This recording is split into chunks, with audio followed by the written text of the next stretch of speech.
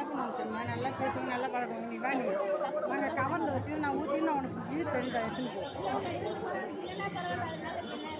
நான் வச்சுக்கிறேன் வண்டி பாக்ஸில். நல்லா பேசுவாங்க அக்கா, அந்த விஷயத்தில் அவங்க காரியத்தில் கண்டாங்க.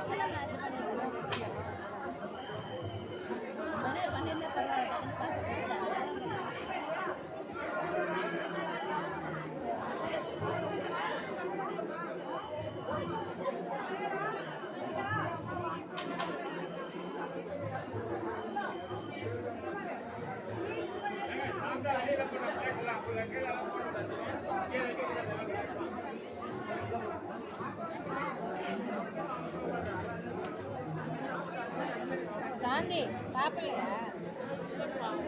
வராது